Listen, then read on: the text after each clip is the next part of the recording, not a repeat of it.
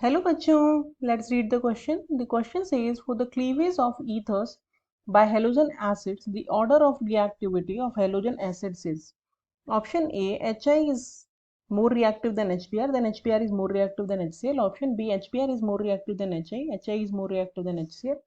Option C, HCl is more reactive than HBr and HBr is more reactive than HI. Option D, ethers do not undergo cleavage. So key concept of this question, let's check.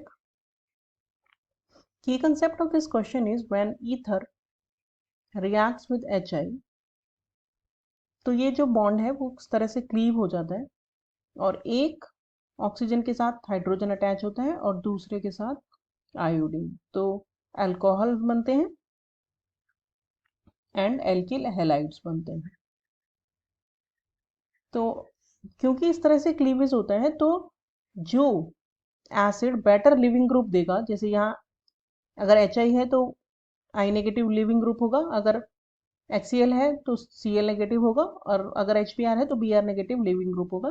तो जो better leaving group होगा वही ज्यादा reactive होगा towards the cleavage of ethers. तो अब अगर हम इन तीनों की बात करें सॉल्यूशन में, HI, HBr एंड HCl, तो जो HI होता है वो स्ट्रॉन्गेस्ट एसिड होता है अमॉन्ग द गिवन थ्री।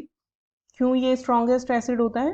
क्योंकि जो HI बॉन्ड लेंथ है वो सबसे ज़्यादा लॉन्गेस्ट होती है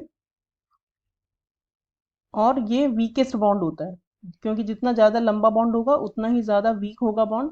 तो ये वीकेस्ट बॉन्ड होता है, इसीलिए ये इजीली ब्रेक होके H प्लस और I नेगेटिव आयन देता है and I negative is very good leaving group, easily leave कर देता है ये। इसीलिए सबसे ज़्यादा एसिडिक जो है इन तीनों में वो HI होता है, फिर HBr होता है और फिर HCl होता है। तो इसीलिए यही ऑर्डर होता है रिएक्टिविटी का भी, क्योंकि इजीली क्लीव हो जाते हैं तो ये इजीली आगे ईथर को क्लीव कर देते हैं। तो ऑर्डर ऑफ रिएक्टिविटी होगा HI, HCl, sorry HI, then HBr, then HCl. So correct option is option A. Hope you understood the solution well. Thank you.